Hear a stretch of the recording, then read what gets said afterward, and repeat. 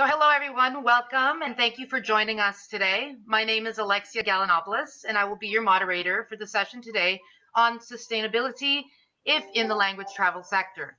As we all know, the impact of COVID on the language travel industry has been severe. Without a doubt, the coronavirus outbreak will have a significant ongoing impact on the international education sector, forcing us all to adapt our business models. Some companies tend to be highly vulnerable financially, while other companies are reporting growth. We've seen some great colleges close their doors, but others are holding strong. The language travel sector is likely to be waiting some time yet for returning to some type of normalcy. We will explore today the panel's view on Canada's language division. Today, we're going to hear from three industry experts about their views on how things are shifting in the language industry market and some of the concerns and opportunities for the coming 12 to 24 months. So without further ado, I'm super excited to introduce you to our panelists today. We have Tamsin Plaxton, has been a leader in the international education sector in Canada for 28 years and is the co-founder of the Tamwood Group of Companies. Tamsin has a law degree and a BA focused in business and economics and sits on the board of the Global Women in International Education and is also a member of the Queen's University Law School Dean's Council. Hello, Tamsin. Hello. Thanks. Gabriela Ardito holds a PhD in modern languages and has been involved in ESL teaching, research, and language travel for almost 3 decades. She is the founder and CEO at VCE International and is an ISEF trained agent, Quality English, IELTS, and English UK partner agent, an ALTO member, and has also presided the Argentine Study Abroad Association, ARSAA, since it was launched in 2016. Hola, Gabi. Hi everyone, hola. And Archie Pollock has been working in international education, sales, and marketing since 2009. Today, he is the regional manager for the UK and Europe at Higher Education Marketing in the UK. HEM is a full-stack digital marketing organization that offers services which assist schools of all types to improve their online presence and student recruitment. Hello, Archie. Hello, everyone. Thanks for having me. Thank you. Wonderful. And again, my name is Alexis Gallagher. I've been in the industry for 19 years with an experience in sales, business development, and marketing for private career colleges and language schools. I recently joined Hermes Colleges Network as Group Director of Channel Sales, Strategic Initiatives, and Alliances, and I'm spearheading the internationalization and student recruitment of 6 of our private colleges in the province of Quebec. So without further ado, I'm going to launch a poll just to get a good idea of who our audience is today. I hope that it does work. We will test it out right now. So poll number 1, are you an agent, an educator, or a service provider? So I'll give everybody maybe 1 minute to go ahead and answer that poll. And then I will see what those results are and read them to you. All right. So we have here result of 35% of our audience are agents. Welcome, agents. 45% of our audience are educators. Hello, everyone. And 20% of our audience are service providers. So thank you for taking that poll just to get a good idea to whom we're speaking to today. It helps our panelists to give a more specified answer. So question number 1, do you think there is going to be a market for online learning that both schools and agents can develop moving forward? And maybe I'll direct this question starting off with Tamsin. Sure. In the hot seat, go first. There is a market for online learning, absolutely, because it has existed for a long time. The question, I think, is really, is there an ability for the schools that have traditionally been destination language schools and agents that are study abroad agents to start tapping into that business as a supplement to our business or a complete substitution if things are closed for our business? And I personally am not feeling optimistic about that. We launched, we had to move online, entirely online in the spring when the physical schools were closed and all of our students had to be taught online. And we moved our students that were in Canada into online classes. And then we thought we could sell those courses overseas. And we haven't seen a huge uptake on that. And, to be honest, it's a completely different business model. And I think online learning, there are huge giants in that industry right now that have been in the industry for a long time, and they're very well funded. I read this week that Udemy just raised $75 million to further expand their online programs. That's money that we don't talk about in our industry very often in terms of program development funding. So to compete against those kind of giants when our background and strength is in live delivery, or at least in-country delivery, is challenging.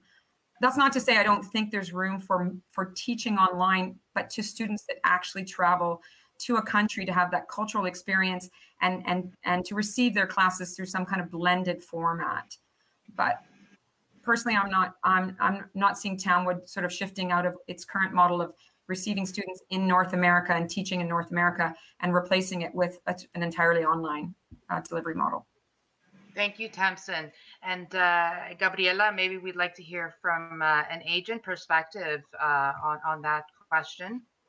Yeah, I was listening to Tamsi very careful. I do believe that there is room for online learning. Obviously, in fact, it has existed for a long time.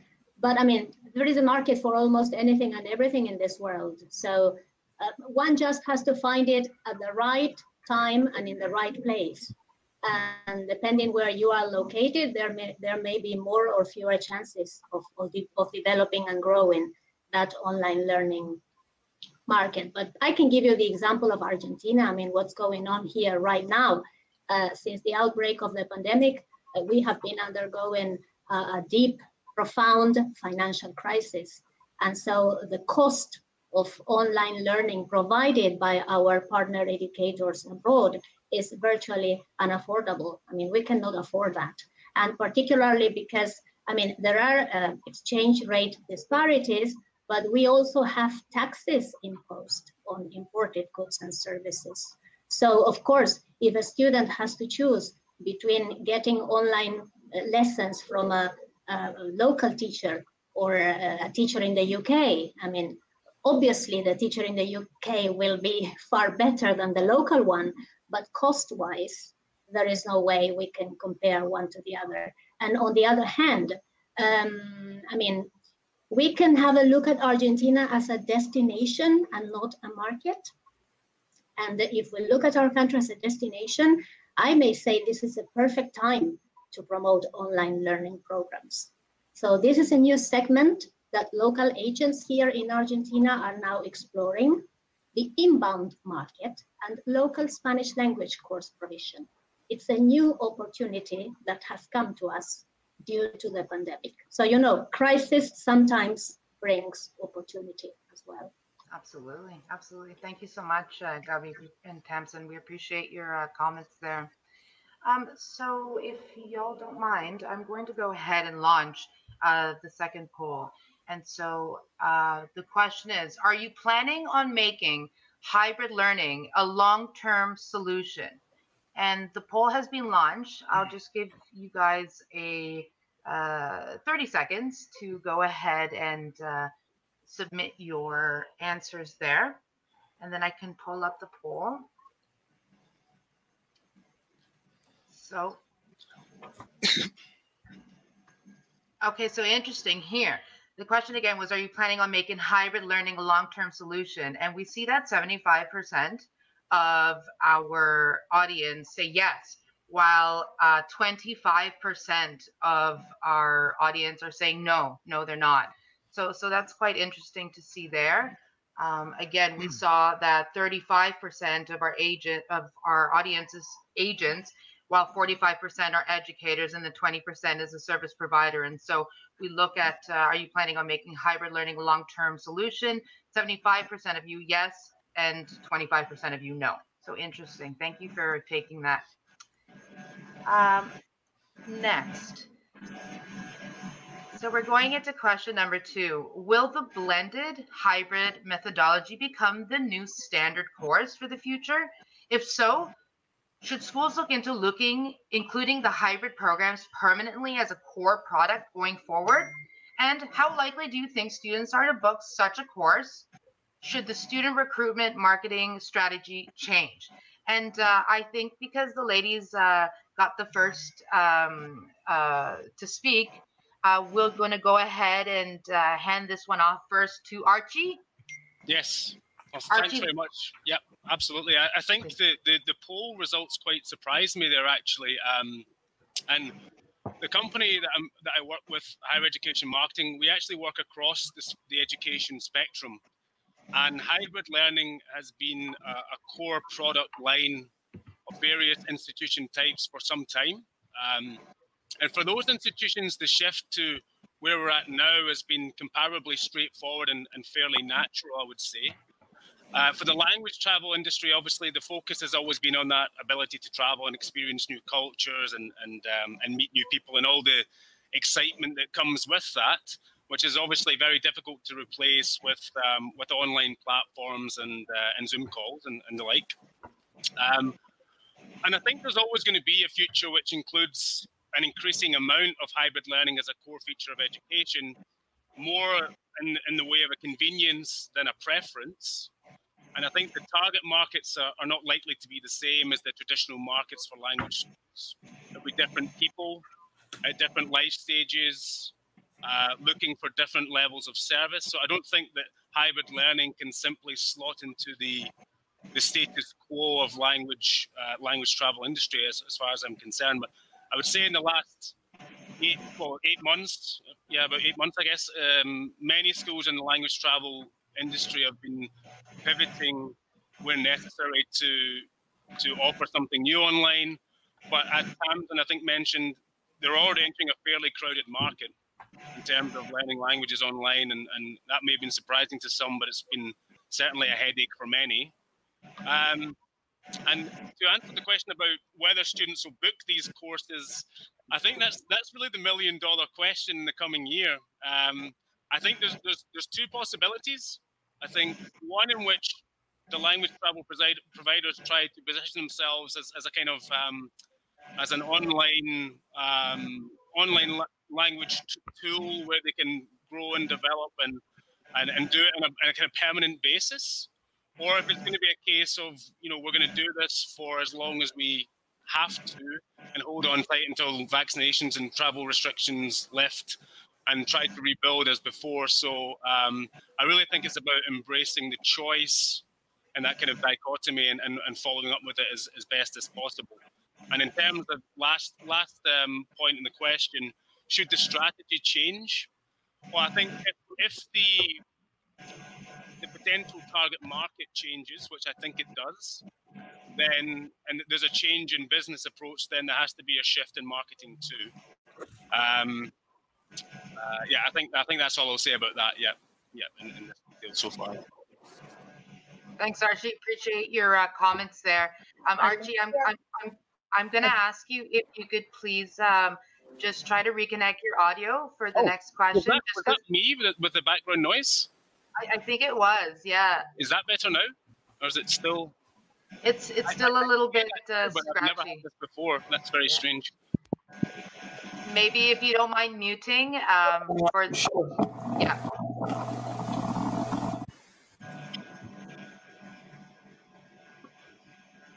No, it's not him.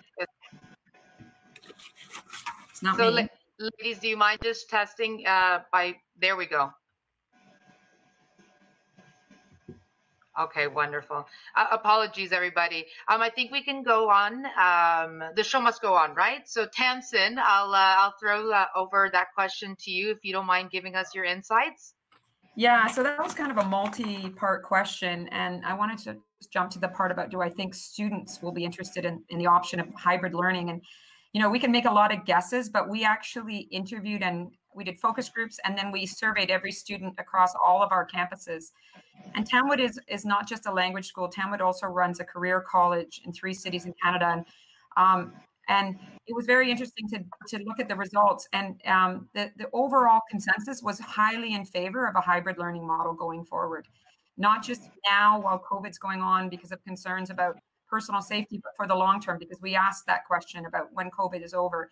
And but we definitely saw it as a stronger preference. It was a preference across the board, but it was a stronger preference for students in the college than in the language school, but just by slightly more, not by drastically more. And I think that students were not just interested in learning online live; they actually want a full blend of asynchronous online, live online, and live in class. And with the asynchronous, meaning they can do it at their own time, recorded content and make project work they do with classmates, but at their own time.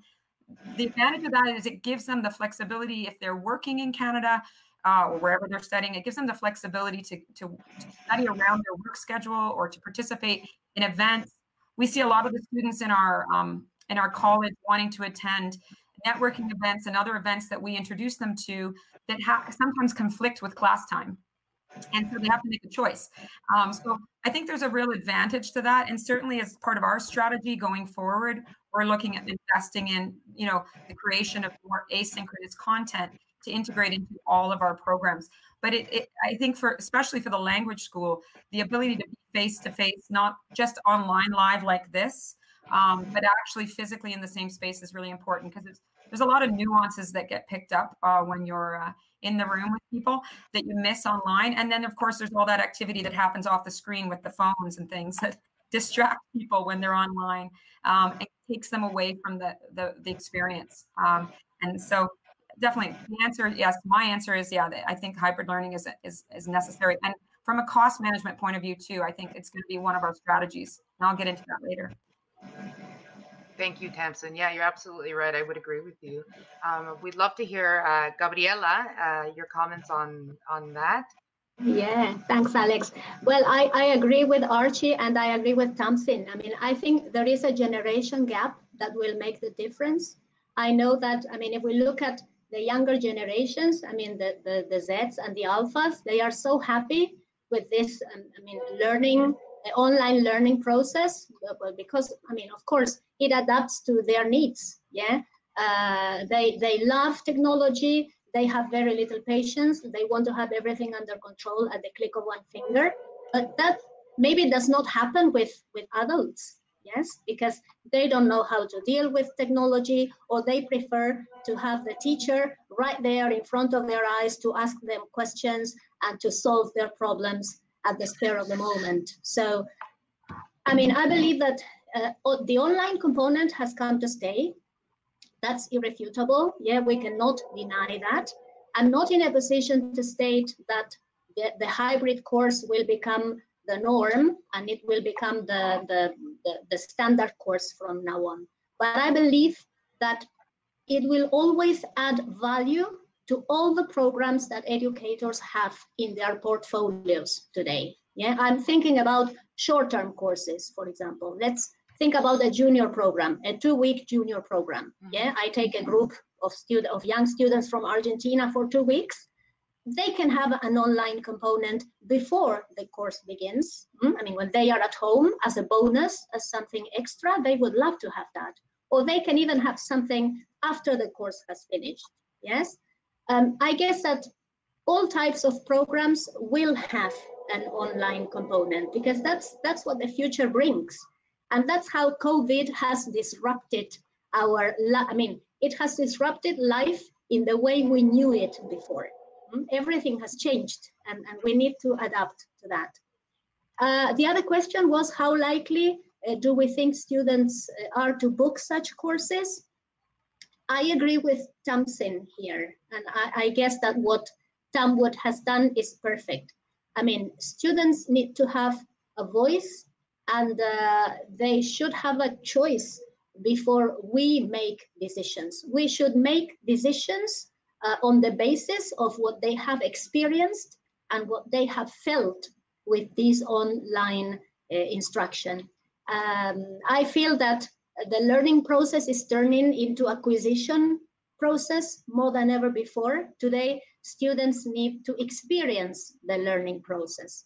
And so Yes, I mean, they are likely to book courses. And adults like us, well, we will have to adapt. I mean, there's no other way out. It has happened to all of us. I'm a teacher at university, and at the beginning, I didn't know how to do it. And I learned, and I've been doing it for 9 months, and I'm still alive. So, I mean, of course, we'll be able to do it. Yes, and marketing strategies, this is the point I love. I mean, and this is not only related to online courses promotion. Yes, it is related to education, to the promotion of education. Yes, education has become a commodity. And I think we should go back to those days in which education was conceived as a service. Because when students realize you're trying to sell them something, in social media, for instance, they immediately unfollow you. So I think we should start thinking about new strategies. I mean, more sensible and sensitive selling strategies, promotion strategies, but not only for online courses, for all type of education programs. That's what I feel. Alexia, one more thing if I can. You know, we're currently running some of our bigger classrooms. Class sizes are too big given the social distancing rules in Canada right now. We can't have 10 students in a class. We can only have 5 or 6 depending on the size of a room. So what we've given students is a schedule where they rotate in and they're joining remotely. And on the days that the students are supposed to be in class, a lot of them are opting to stay home. And this doesn't mean they're not leaving their house. They're going out because Canada's open. Vancouver restaurants are open, movie theaters are open. They're just choosing to take some of the classes during the week from the comfort of their living room in their pajamas rather than getting dressed and coming to school. But they are having the Canadian experience. So when I read the comments that I'm seeing in the comment box that students want the experience, they're getting the experience in Canada. They're getting lots of it, and in UK or wherever they just choose to study. They just don't want to do full 20 hours a week in a classroom. And quite frankly, when they're in the classroom, that's not really a Canadian experience because they're with international students. They're not with Canadians. The Canadian experience happens outside. It happens, through the interaction with people across a lot of different sort of events and activities, and in their homestay and in their residence. And so what we're seeing is definitely a preference to engage with people face to face, but not necessarily for the full 20 hours or 25 hours a week. They want some of it in class, but they certainly are showing us that they want some of it online. Thank you, Tamsin. Yeah, I was going to make that comment. We have in our chat, thank you, Sebastian Barrientos, for your comment, which was students want the real experience. And language is just an excuse. So thanks, Tamsin. I was wondering, Gabriela and Archie, if you wanted to also make some points to that comment. Yeah, I think if I may, I think the idea of management of expectations is key. I think we're not necessarily trying to replicate the traditional experience here, and I don't think anyone's trying to do that. There's no hiding from the fact that things aren't the same as they used to be. But as long as the marketing message is on point and the management of expectations is done well, then it's simply marketed as an alternative method of learning a language, or another way, or a more convenient way, or in your own time, as Tamsin mentioned with some of her students. As long as that's made clear and the expectations are managed, I think it's absolutely legitimate. Yeah, absolutely. Thanks. Okay, so Gabi, would you like to say something on that point, or would you? Yeah, I think it's just what I said before. I mean, we're talking here about blended learning, hybrid, which means not entirely online and not entirely face-to-face. I mean, to use the online component as a bonus, yes, as something extra that the student can get. And as Tamsin said before, if it is on demand, the student can do it anytime, whenever they want, in the comfort of their homes. No problem about that. Wonderful. Thank you so much, guys, for your comments. So I'm going to move on now to our question number 3. COVID. has had a massive impact on lives, the economy, and employment levels across many markets. As global economies are suffering, but student acquisition and delivery costs are rising, where should we, schools and agents and service providers, focus our efforts to reduce our costs? So I think I'll start off again with Archie, if you would go ahead and give a comment on that question. Sure, thanks. I think, I'd be speaking from a digital marketing perspective, and there are many ways in which a school or an agent can reduce their costs in that way. Look, platforms like Google and Bing and Facebook, they're money-making machines. Okay, there's no hiding from that. They're very good at providing means for you to spend money, and if it's done poorly, then some areas of digital marketing can become a very expensive hobby. So I guess the boring answer is that your digital marketing has to be handled well, and it has to be very organized. So I could touch on a few areas of best practice, if that's okay.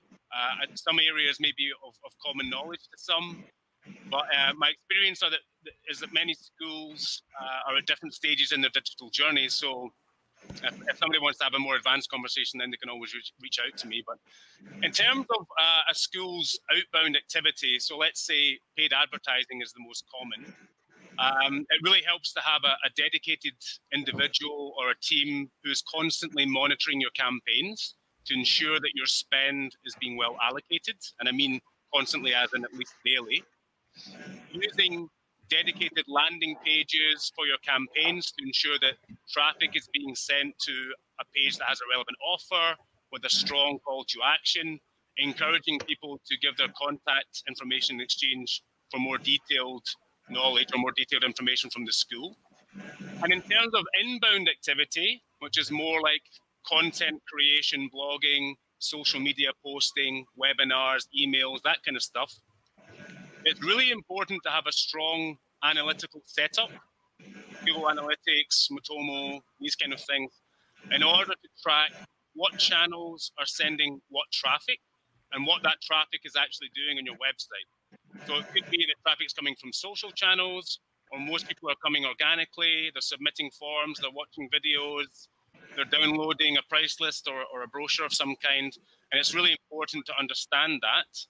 And look, you don't have to do all of these things. All I'm saying is, if you are doing them, they should be set up so at the very minimum, you're reducing the chances of wastage and getting the best bang for your buck. And tracking the efficacy of all these efforts across all channels so that you can understand what's working and what's not. So I hope that answers the question a little bit. Wonderful, Archie. Thank you so much for your comments. For the audience, if you haven't had the chance to book a meeting with our panelists privately, I'll ask for them at the very end to share their contact information so that you can reach out to them. I send the question over to you, Tamsin. Okay, sure. So the question is around how can we reduce costs? I think absolutely we're going to have to reduce costs in, as an operator operating under the current guidelines of the government. Our current structure doesn't really work. We have a pricing structure that assumed a certain size of classroom, and now we have to reduce the number of students in our class by 2/3.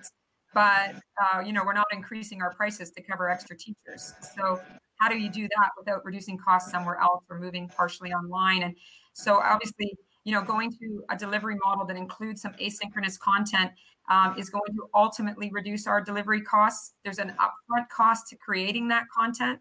So we're getting our head around making that upfront investment to then ultimately recognize the savings down the road. But there's other ways that we operate in terms of sales and marketing. I think Archie's done a great job of giving some suggestions. But travel, obviously, we've massively reduced travel. We had to. We can't travel. But going forward, I think we'll continue to look. This has given us an experience of, these workshops are effective. We're having effective meetings. And I spoke to someone in a different industry that normally travels a lot, and his company has said, even when COVID's over, they're not going to travel for meetings, but they're going to travel for entertainment. They're going to travel to take a client out for dinner, or travel to take a client to play golf. And it'll be shorter in and out visits, And I think that's the way we're going to probably see our businesses, moving in terms of sales and marketing expenditures is how do we do this in a more cost-effective way while still being able to maintain the relationships, maintain the trust, and keep the business moving forward. Those are just 2 suggestions. There's lots more, but I want to give someone else a chance. There's a question by Sebastian that asks the question that to Alexia, in terms of English as a product, do you think that we need to add value to a single language program? Gabi, shall I launch that question to you? Oh, yes. In terms of English as a product, do you think that we need to add value to a single language? Yeah, this is related. Hi, Sebas. How are you? This is just what I said before. I mean, if you offer one student who has booked 4 weeks on-site learning program, he can have some weeks before arrival or even after departure.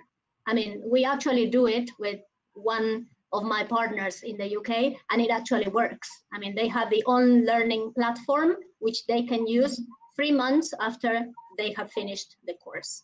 And all my students use it, and they like it. That is an example, yeah. Thank you, Gabi. I'm going to go ahead, guys, just to move forward to our next question, which is, as colleges and agents prepare for borders to reopen and service providers for borders to reopen and get the industry up and running again, where do we feel we should focus our efforts to ensure a sustainable and profitable market? And I'm actually going to start with you, Gabi, on this one from an agent perspective, if you don't mind. Okay, yeah. Well, reducing costs, obviously, as we were talking before. I remember getting heavy boxes of school brochures in the past. My office was packed with brochures, and after 1 year, I mean, they were just useless because the prices have changed, because the offer of courses have been, and so, I mean, there is no way we can go back to that. Of course, I mean, that's not good for our economy. It's not good for the environment. It's a waste of time and money, yes? Look at what we're doing today. I mean, if you just look back at 2019, most of us traveled the whole world, attending different fairs, and now we are all meeting online. So we were spending and wasting and investing lots of money and resources on something we can do very well through the computer screen. So that's key. Yes, that's fundamental, reducing costs. Then focusing on the student, focusing on the needs of the student. And remember always that we are service providers. Even if we are educators, we are providing a service. Yes, to have a look at education, not as a commodity, but as a service. Yes. And then pay close attention to everything that has to do with security and safety measures, by all means and in all its forms, as well as information. Information is crucial. I mean, we live in a world in which statistics and news change all the time. Overnight, you wake up every morning with news regarding visas, regarding certain regulations that a country imposes over another. So it is important to have the latest news all the time. Then booking and payment conditions. Certainly that is a key issue. COVID has taught us that we have to be more careful from now on. I mean, with all the schools that went bankrupt, agencies that went bankrupt, some of us were financially hit by this. I know that some schools have suffered a lot because some agents went bankrupt and kept their students' monies, and the same happened with agents. So we have to rethink, yes, the booking and payment conditions. And I mean, of course, we should be ready to offer adequate service, always having in mind that, the mind of our clients, be it students or other companies, the mindset has changed. Yes, we are now living a new reality, and we will have to adapt to it. Yes, there's no other way. That's what I feel. So I think it would be really interesting to ask Tamsin to comment a little bit on, how you mentioned about sending out those boxes and boxes of brochures into your office, and maybe how that looks now as an educator, and also you know, in reducing all those costs, what about the operational expenditures that, you know, schools have to endure, and how that affects, in your experience, Tamsin, please? Yeah. And I think you started the question by asking about how can we ensure the sustainability and profitability. And, you know, profit is a function of revenue and costs. So you can be more profitable if you increase your revenue, and you can be more profitable if you reduce your costs. And if you can do both of those, you can really grow profit at a good rate. And to be sustainable, you have to be profitable, right? A business that isn't profitable isn't sustainable. So that's priority number one, is all of our businesses need to be profitable. So, you know, I think Gabrielle's given some excellent examples of ways to reduce costs, and we've talked about some others. I think, you know, yeah, absolutely brochures. But I think, you know, for me, about profitability, I think there has to be more discussion about revenue and how can we grow revenue. And, you know, the markets can be grown. We think there's a bigger market than maybe exists, but there's also more money to be made per student. And, you know, there's been this drive to the bottom in pricing in our industry over the last number of years, and even more so in the last few months. And it's not helping any of us, you know.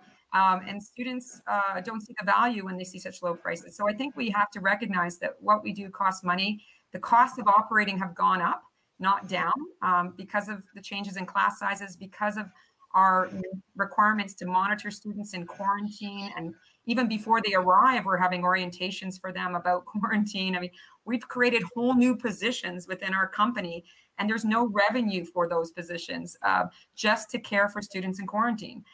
So we've got to recognize that the costs of operating have gone up and the revenue needs to go up. And so we've got to get our heads around that as an industry, that our value, we don't want to play down here. We should be playing against each other up here at a higher price point. So that's my biggest point. But then I think we have to look at this as a wake-up call, and say, how can we make ourselves crisis-proof for the future? You know, people talk about being recession-proof. Well, the biggest risk isn't recession. It's like all these things now, pandemic. There's so many things that can happen, and we don't know what the next crisis is going to be. But, you know, when we do have a good times again, and they are coming, put some money aside. You know, all of our businesses, we need to be sustainable. We need to build our cash reserves so that we can outlive these crises, right? So everybody should be thinking about managing cash and keeping cash for a rainy day. And then looking at your cost structure, your fixed cost structure, and how can you move into something that's more flexible? You know, this is a bigger maybe risk for schools than agents, but even agents have multiple offices, some of them around countries. That's a big fixed cost in office rent. Schools, we have huge rent expenses with schools. And is there some other way we can use our classrooms in a more cost-efficient way so that we don't need as much space? So that if there is a period where we're closed and we can't operate and we don't have revenue, we don't have such a big burden with the rent cost. And so that might mean running classes, you know, early in the morning till late at night, having multiple shifts, running on weekends, right, to use our space more efficiently. And then I think we just have to look out for the next big disruptive thing that's going to happen. I mean, while we're saying that students want to come and have the experience in Canada, we might be overlooking the fact that some business might come up that in a destination country, that it offers the students a chance to have an amazing experience, but doesn't need a school to do it. Right? And then they're going to operate at a lower cost base than the other schools, and they're going to be able to outprice us. And suddenly there's going to be a big shift in the way our industry works. So, you know, I think we have to not think that things will always stay the same, and be alert to what's the next big disruptive sort of change that's going to come and affect our industry. And it's going to come from the people you least expect it, you know, and it's going to be somebody who's still, you know, is in high school today, and next year he's going to do something that's going to totally radically disrupt all of us. I agree. I entirely agree. Thanks, ladies. Just for time purposes, I'm going to move on to the next question. Audience, we do see your questions coming in. If you don't mind, I'm just going to keep them to the end for now, and we'll ask the panelists. So I'm just going to run our third poll, and it's, have you successfully sold online courses in 2020? We want to know what the reality is, guys who are watching, educators, service providers, and agents. So have you successfully sold online courses in 2020? I'm going to leave the question up just a little longer because someone mentioned that I was too fast, sorry, on the last poll, but you know, I'll give you guys 40 seconds if that's okay. Okay, so the question again, have you actually successfully sold online courses in 2020? We would like to know. Okay, so I hope it's okay. I'm going to go ahead and end the poll. And we're looking at, wow, okay. So 35.29% of our audience has said yes, while, you know, we're looking at almost 65% having said no. So, I mean, it's quite, we can see based on those statistics what our reality is in 2020. Again, as Tamsin said, we are going to see better times. So this is just what the current situation is. Thank you, everyone, for taking that poll. And I'm going to go right into our fifth question and then go into Q&A. We have about 10 minutes left, everybody. So one impact of COVID has been to train the business and consumer world in doing everything online. How can schools, agents, and service providers work together as the sales process moves increasingly online? And let's start off with Archie. I didn't forget about you. I told you let the ladies talk there. Archie, it's yours. The floor is yours. Thank you. Okay, yeah, well, I'd like to, it's a great question. I'd like to preface it just by saying that as a digital marketing organization, we really appreciate the value of our agency friends within the sector. And unfortunately, there's an occasional misunderstanding that a company such as ours, a digital marketing company, is out to try and replace the traditional agency model, which is absolutely not the case. And the school and the agency model has been around for a long time and for good reason. And, you know, this is a people business, as it was touched upon earlier. So working relationships, partnerships are extremely important. And the aim of digital marketing is to offer a means of, well, diversification for the school recruitment. And to answer the question directly, there's a couple of ways in which schools and agents can help each other digitally.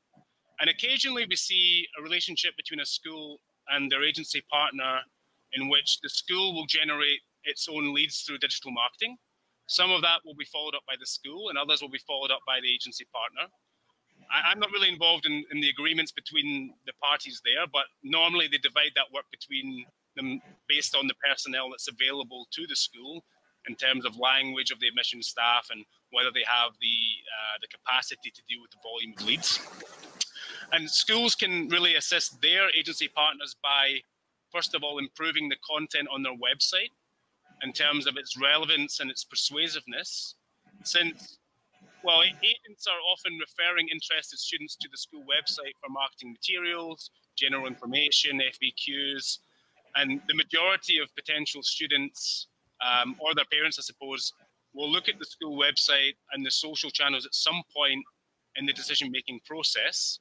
And if the content is contextualized and relevant, and it includes key marketing messages that are engaging and excite the visitor, then this can be really helpful in assisting the agent partners in its lead conversion process. And this kind of goes hand in hand with the fact that by actually having stronger content on the school website, the school becomes more visible to other agencies or more agency potential partnerships who are conducting searches for relevant partners, and thus the likelihood of actually finding a relevant partner school and a strong match between the agency and school is increased. So there's a few different ways in which they can kind of operate together there in tandem. I hope I've made that clear. Thank you, Archie. Appreciate the comments. And I'll go forward to Gabi, your comments. Yes. Thank you, Archie. I agree with you. It's what you're saying is important. I would add that, I mean, we don't know how, when we're going to recover. I mean, it's completely uncertain, but what we need is joint effort. Yes, joint effort. The school and the agent, they must work together, cooperate. Yes, they should trust each other, engage in conversation with students, with the families, with groups, if there is a group, and I decide to contact the group, because there are I mean, all the 2020 groups are going to travel hopefully in 2021. So if I organize a meeting with all the families, I mean, it's important that the school is there in the meeting as well. I mean, as some sort of backup to the agent, because parents like to know that there is a good relationship between the agent and the school. So that is a way of cooperating. Mutual and continuous support, yes? And above all, respect. And respect is shown, for example, by those schools which gave back all the money that students had paid, in advance. That is a way of showing respect, because if my partner school gives me my money back, I can refund the money to my students, and the student will trust me, and they will also trust my partner school. So it's all a wheel, yes, or it's like a snowball, yes? It can go wrong, or it can go perfectly well. It all depends on how we act, yes? If we act according to ethics, and if we value our partner, if we respect that partner, there is going to be sustainability, and we will get out of this feeling stronger, doing business better and better each way. And that's what I feel. Thank you, Strengthening Gabi. relationships, key.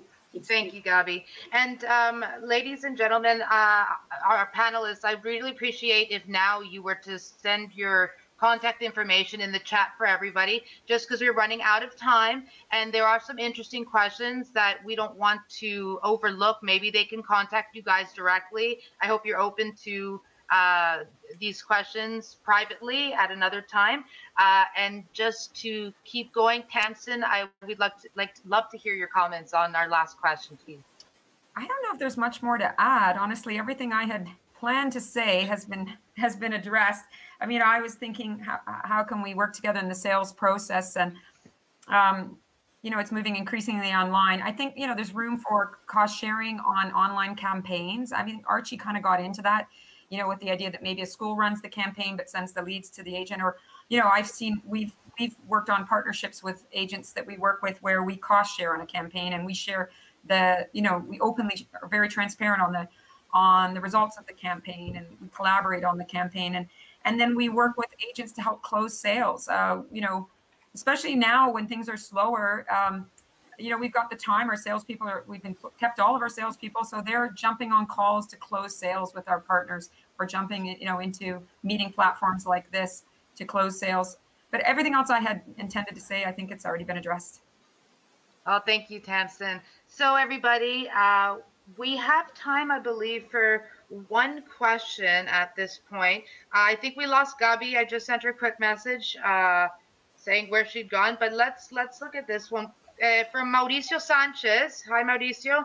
The question was, what about volunteer experience and adding it to our programs? So, Gabi, just to repeat the question from Mauricio Sanchez, what about adding volunteer experience to a program?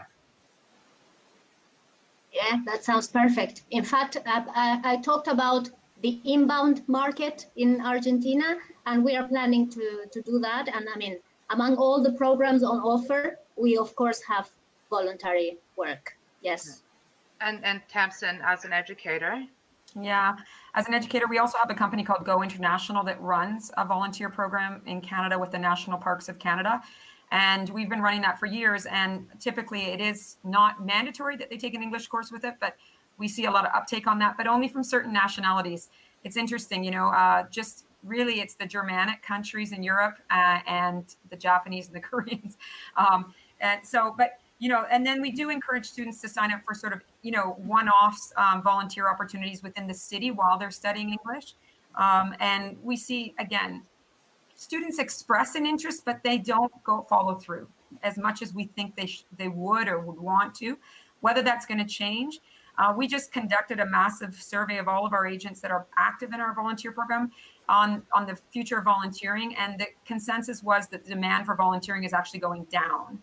And one of the biggest providers in Australia just closed their international volunteer program. So, I think interesting. People my generation see huge value in it, but I'm reaching a stage in life where I want to give back more. But I think when times are tough and when you're young and you're trying to build your career, might not be in their top of mind.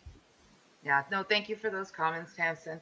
So, ladies and gentlemen, I'm sorry to cut the questions short, and just based on our time left, which is 1 minute, I wanted to say thank you so much to our panelists, to Archie, to Tamsin, to Gabriela, Silvina for monitoring the questions there, and for the back end here who's sending me WhatsApps every 2 seconds.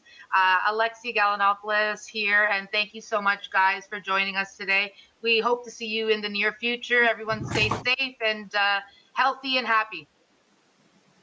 Thanks, Thank you. Alexia. Thanks, everyone. Thanks, everyone. See you all soon. Bye-bye. Bye-bye, Bye. everybody. Bye. Bye.